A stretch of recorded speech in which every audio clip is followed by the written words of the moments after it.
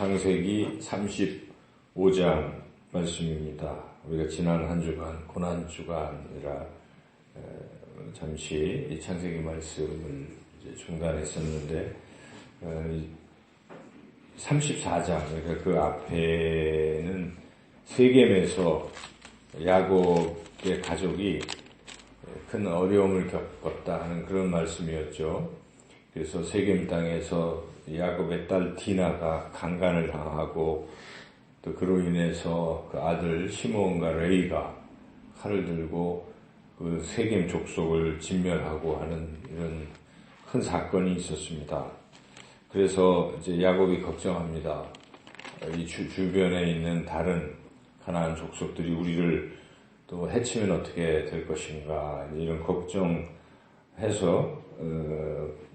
참 본의 아니게 이제 거기를 떠나야 되겠다 하는 생각을 갖고 있던 차에 하나님께서 야곱에게 나타나셨습니다. 그리고 이제 야곱에게 말씀하신 것이죠. 그게 오늘 우리가 읽었던 39장 1절 시작 부분입니다. 같이 한번 읽어보겠습니다. 하나님이 야곱에게 이르시되 일어나 베델로 올라가서 거기 거주하며 내가 네 형 에서의 낯을 피하여 도망하던 때에 네게 나타났던 하나님께 거기서 제단을 쌓으라 하신지라. 그래서 하나님께서 베델로 올라가라 이렇게 명령하시는 것이죠.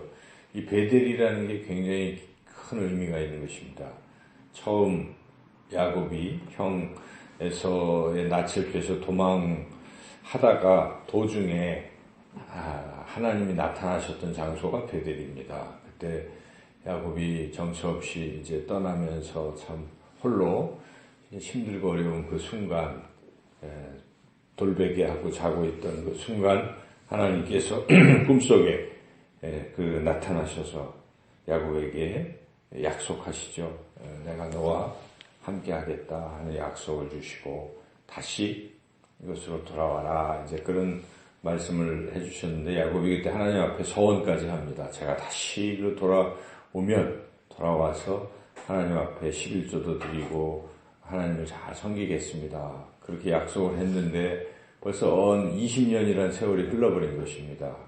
야곱은 일찍 베델로 돌아왔어야 되는데 자꾸만 그 돌아오는 것을 머뭇거리고 또 잊어버리기도 하고 이런 것이죠. 그래서 그런 과정에 하나님께서 야곱에게 깨닫게 하신 것입니다. 이 세겜 땅에서의 이런 비극을 통해서 이제는 가야 될 때가 아니냐. 그래서 사실은 야곱은 어쩔 수 없이 가게 되는 거죠. 거기 있으면 죽으니까.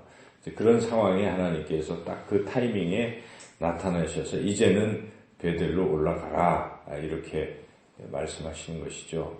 우리는 신앙에서 항상 이 베델로 돌아가야 된다 하는 생각을 잘 가지고 있어야 되는데 베델이 무엇입니까? 하나님 계시는 거, 하나님의 집이 베델의 뜻인데 하나님 품으로 돌아가야지 하는 생각을 가져야 됩니다. 인생을 살다 보면 세상에 취해서 또 세상에 너무 바빠서 이러다 보면은 하나님 품으로 돌아가는 것을 자꾸 잊어버리잖아요. 세상이 좋은 사람들 또는 뭐 너무 막 세상에 없으면 못 살 것 같은 사람들 이렇게 하다 보면 하나님 품을 자꾸 잊습니다. 근데 우리는 항상 하나님 품으로 돌아오는 것이 가장 중요한 것입니다. 거기서부터 행복이 시작되는 것입니다. 그래서 하나님께서 베델로 올라오라 이렇게 말씀하셨는데 야곱이 뒤늦었지만 그때야 비로소 깨달았습니다. 베델로 가야 되는구나. 그래서 사람들에게 말을 하면서 이제는 베델로 올라가자. 한번 3절 읽어보겠습니다. 우리가 일어나 베델로 올라가자. 내 환난 날에 내게 응답하시며 내가 가는 길에서 나와 함께 하신 하나님께 내가 거기서 제단을 쌓으려 하노라 하매 드디어 야곱이 결단하고 베델로 올라가자 하고 자기 그 모든 가족들 또 일행들에게 그렇게 권유를 하고 드디어 이제 올라가는 거죠. 그렇게 베델로 올라갔을 때 하나님께서 그에게 이제 축복을 하기 시작합니다. 그게 이제 9절부터 쭉 이어지지 않습니까? 하나님께서 다시 야곱에게 나타나 그에게 복을 주시고 쭉 해서 처음에 약속하셨던 그 약속을 다시 한번 언급하시고 네에게서 왕들이 나오고 그 땅을 내가 주고 하면서 하나님이 다시 이 베델에서 야곱을 축복하신 것을 우리가 볼 수가 있습니다. 그래서 우리의 신앙이 하나님 품으로 돌아올 때 거기서부터 이 행복이 시작이 된다 하는 것을 우리가 늘 깨닫고 오뚜기처럼 넘어졌다가도 다시 하나님 품으로 돌아오는 신앙의 삶을 살아야 한다 하는 것이죠. 그런데 이제 베델로 돌아감에 있어서 몇 가지 좀 필요한 것이 있다는 것이죠. 여기에 보면 야곱이 가족들에게 베델로 올라갈 때 우리가 이러이러한 것을 해야 된다 그렇게 얘기합니다. 그게 2절 말씀인데요. 2절 말씀을 같이 한번 읽어보겠습니다. 야곱이 자기 집안 사람과 자기와 함께한 모든 자에게 이르되 너희 중에 있는 이방 신상들을 버리고 자신을 정결하게 하고 너희들의 의복을 바꾸어 입으라. 예, 버려야 됩니다. 세상 것을 버려야 됩니다. 하나님 품으로 돌아가기 위해서는 세상에 찌든 마음, 또 세상적인 습관, 이런 걸 자꾸 버려야 되죠. 버리고 가야 됩니다. 그 하나님 품으로. 여기에 특별히 그동안 이제 여러 곳을 거치면서 이방 신상들을 가지고 있는, 그 중에 드라빔이라는 거 우리가 배웠잖아요. 드라빔. 라헬은 드라빔까지 가지고 우상, 그런 것, 수호신, 이런 것들도 다 버려라. 그리고 깨끗이 하고 의복을 받고 입어라. 그러니까 우리가 세상의 정욕, 탐욕에 이런 것을 벗어버려야 됩니다. 옛사람을 벗어버리고 새 사람을 입어야 된다는 거예요. 예수 그리스도로 옷 입으라고 사도 바울은 그렇게 말씀하지 않습니까? 그래서 우리가 항상 이런 옛 것 버리고 과거 버리고 주님으로 성령으로 충만받고 그렇게 은혜를 입어야 되는 것이죠. 그래서 이러한 것이 필요합니다. 하나님 품으로 돌아오면서 가장 중요한 것이 버려야 되죠. 옛 것을 그대로 움켜쥐고 하나님 품에 있으면 잘 안 됩니다. 우리가 그릇도 깨끗이 비워야 거기에 좋은 게 이렇게 담겨질 수 있지 않겠습니까? 하나님이 주실 복을 담을 수가 있는데 꽉 세상 것으로 채워놓으면 하나님의 복이 들어갈 틈이 없습니다. 그래서 우리가 비워야 되는 것이죠.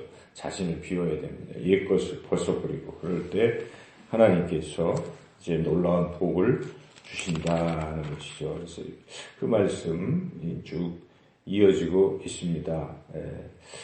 그런데 이제 그 뒤에 이제 일어나는 일들은 라헬이 죽었다는 이야기고 또 중간에 야곱이 자기 어머니 리브가의 유모 드보라, 나이가 훨씬 많겠죠. 어머니의 유모라고 그러면 얼마나 많겠어요. 근데 그 드보라를 극진히 또 섬기는 모습이 참 좋아 보입니다. 야곱이.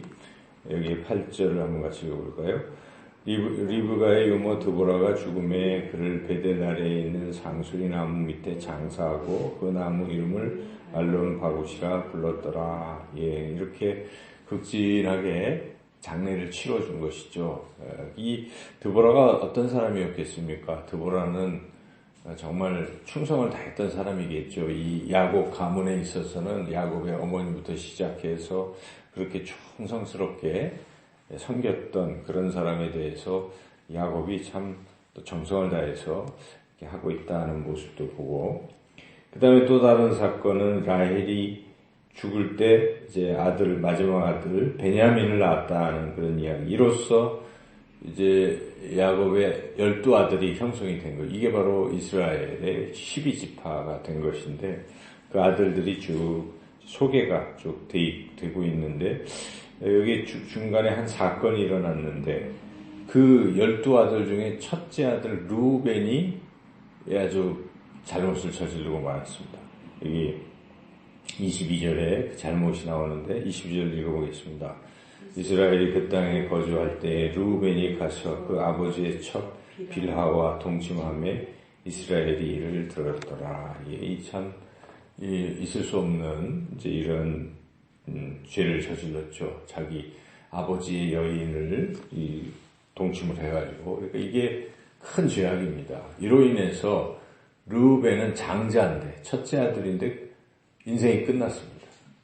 모든 이 장자였던 그런 것이 다 사라졌어요. 루벤에게서. 그래서 루벤은 아무것도 아닌 존재가 됐고, 그 다음에 레이와 시므온이 그 둘째, 셋째인데, 그 두 아들도 우리가 34장에서 봤지만, 세겜 땅에서 잔인하게 칼로서 뭐 하다가, 야곱이 그 위험에 처하니까 싫어했어요. 그래서 결국 네 번째 아들 유다가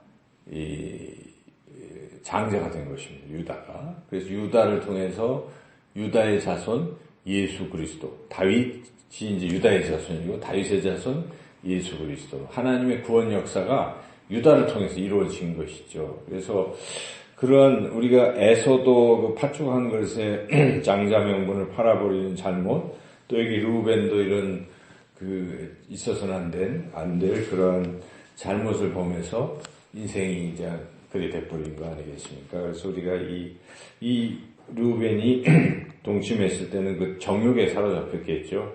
그러니까 우리 인생에 이러한 욕심, 탐욕, 이런 것이 결국 우리를 불사르고, 우리에게 복에서 떠나게 되는 그런 단초가 된다는 것을 우리가 깨달아야 됩니다. 그래서 그러한 것을 우리가 십자가에 못 박고, 오직 하나님 품, 베델, 하나님 품으로 돌아가고, 그 베델에서 한 것은 하나님을 예배하는 일이었죠. 그래서 하나님을 예배하는 그런 삶을 살 때 우리가 복받는 그런 인생이 된다는 것을 오늘 말씀 통해서 깨닫습니다. 결론적으로 하나님 품으로 돌아오고 죄악의 사슬을 끊고 또 하나님 앞에서 예배를 잘 드리면, 여기 14절에 야곱이 하나님 앞에 막 예배 드리고 있지 않습니까? 그러한 삶을 살 때 하나님의 풍성한 복을 받는다 하는 것을 우리가 깨닫습니다. 늘 여러분 인생에서 어떤 상황에서도 하나님 품으로 돌아오는 그러한 신앙의 삶으로 또 찬양과 예배로 하나님 항상 높이시기를 바랍니다.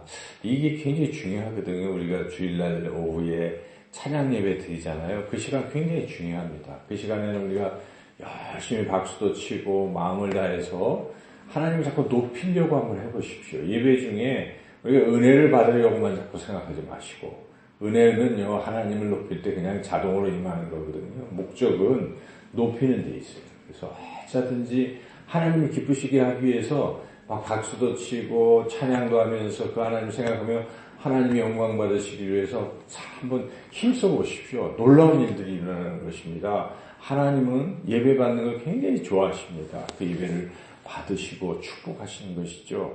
우리 육신의 치료도 일어나는 것이고 하나님의 놀라운 복, 형통함도 뒤따르는 것입니다. 예배에 성공해야 합니다. 어쩌든지 여러분 이 베델에서 야곱이 하나님을 예배했던 것처럼 늘 하나님 품에 돌아와서 하나님을 예배하는 그런 복된 삶을 사시기를 주님의 이름으로 축원합니다.